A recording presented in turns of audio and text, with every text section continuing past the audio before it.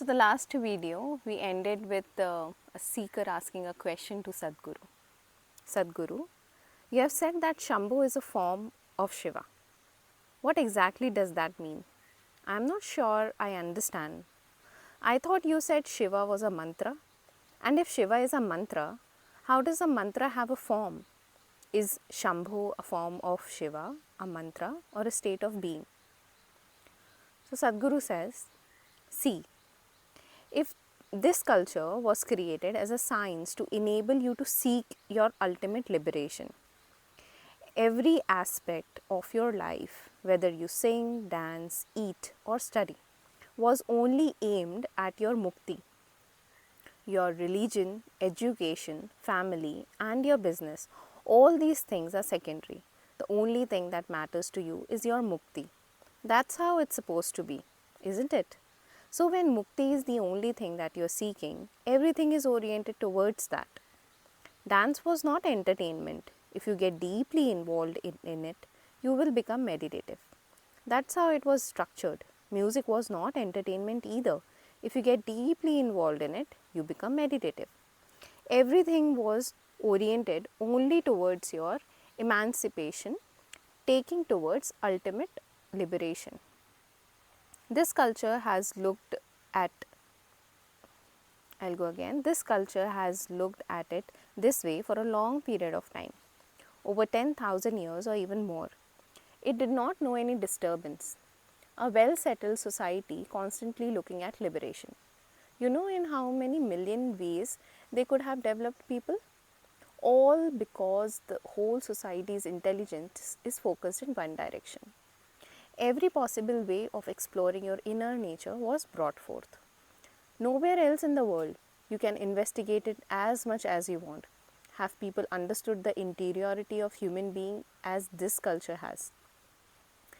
With enormous depth, it has been looked at, not the surface, but the very core of the human being. It is just that because they are subjective sciences, they were expressed in certain ways, coded in certain ways, so that logically you cannot misinterpret them.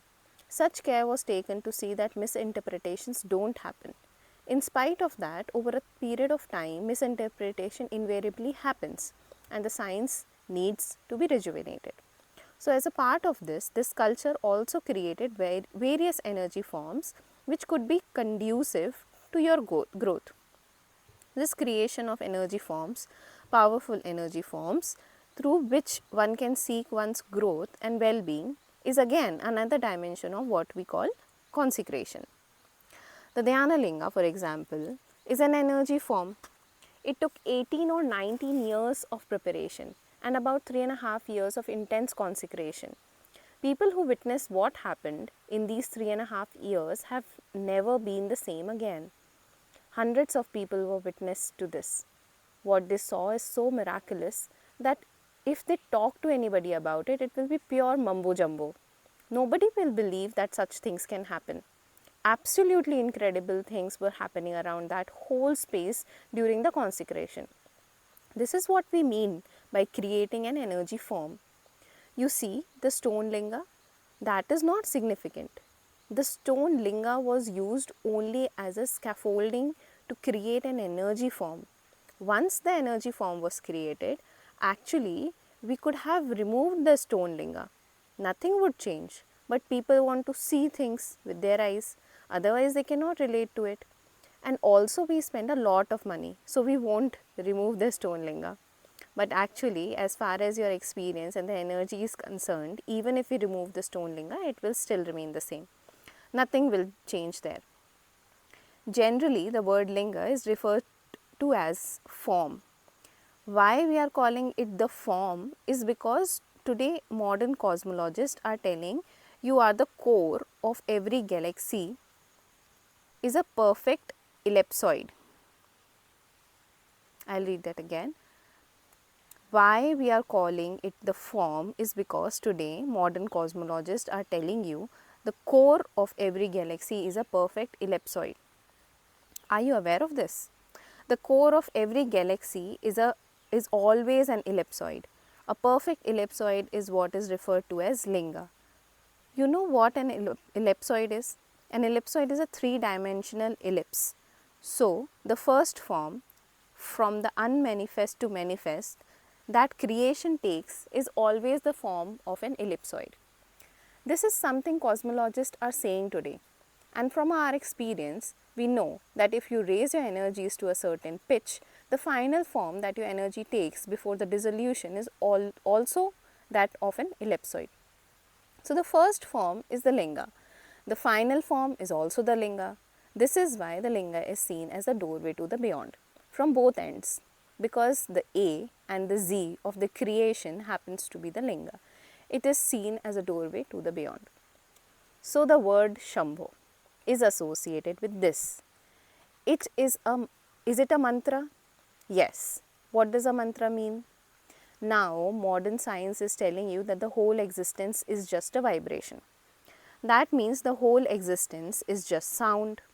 In this complex arrangement of sound, which you call creation, there are few key sounds. These key sounds can open up dimensions for you. So that is what is being referred to as mantra. Every sound is a mantra. But we are referring to certain sounds as mantra because they are key sounds.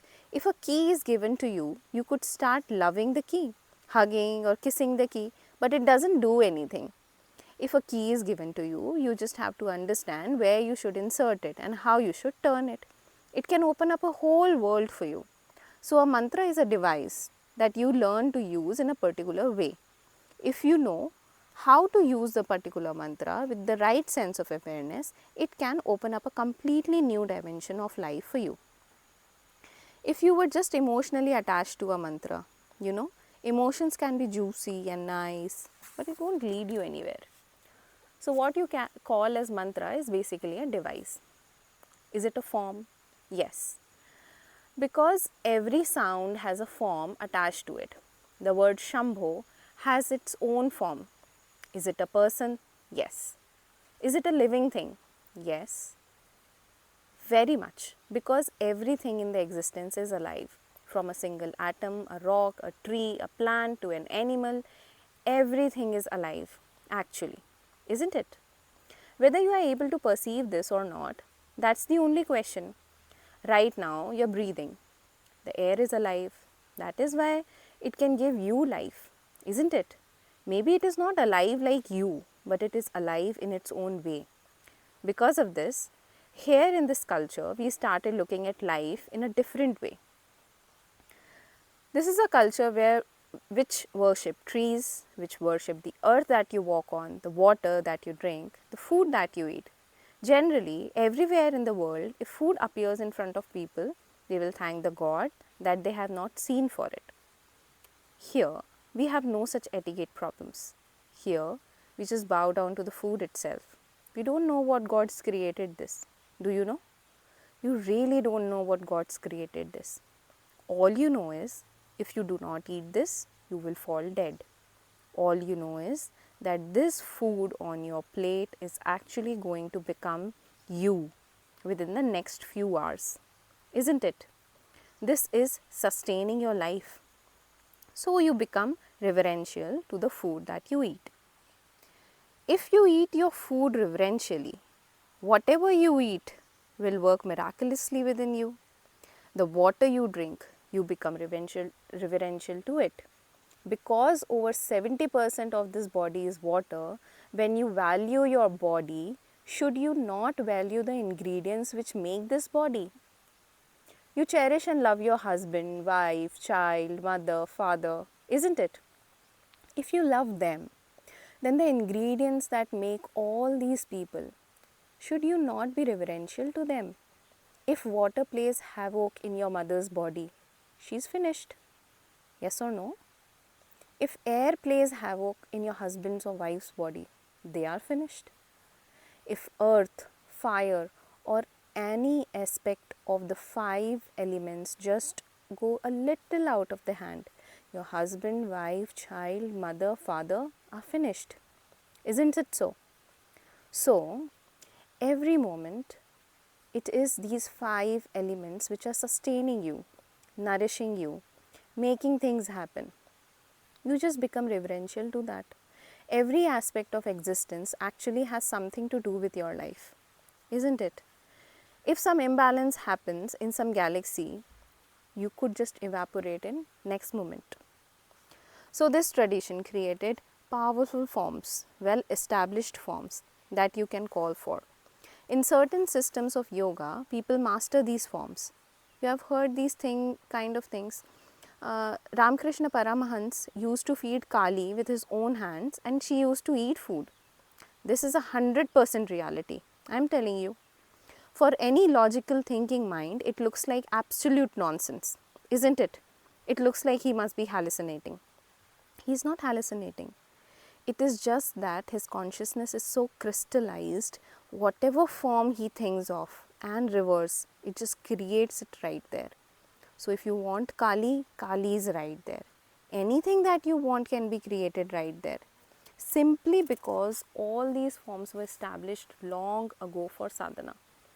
Different yogis, different systems created various different forms. These are very beautiful forms and very hideous forms. Shambho is one of the most auspicious ones. He is a very gentle form of Shiva, which is rare. Shiva is usually wild and crazy, but this is a very gentle form of Shiva, a beautiful form. These forms were established by people so that others could make use of it. They are made into eternal forms. If you are willing, you could bring them down in your experience. Is this a reality? Is this something that there is in the creation? No. These things were created by people who had absolute mastery over their own systems, their own energies, and their own creation. When we say somebody is a yogi, it does not mean he stands on his head or holds his breath. A yogi is somebody who is able to dismantle his own creation and put it together again. These are fundamentals of yoga. The basis of yoga is in what is called Bhuta Shuddhi. You know what are Panchabhutas? The 5 elements in nature. It means having absolute mastery over the 5 elements which make you. So once you have this mastery, you can dismantle yourself and put back yourself again. So that is what yoga means. Knowing the science of yoga means that you know every nut and bolt of your creation. You have gone into the depths of who you are on all levels, the physical body, the mental, the energy levels, much deeper levels. You have seen everything the way it is within yourself. It is from that context that you exist, because what you call myself is a mini cosmos by itself. If you know this one, you know everything. Everything that is worth knowing in existence, you know the moment you know yourself. Shiva is constantly waiting for one moment of vulnerability in you when he can crack you. Seeker asks another question. So does chanting Shiv Shambho help us on our trek up these mountains? And would it be appropriate to continue chanting Shambho afterwards as well? Let's read about this question in the next video.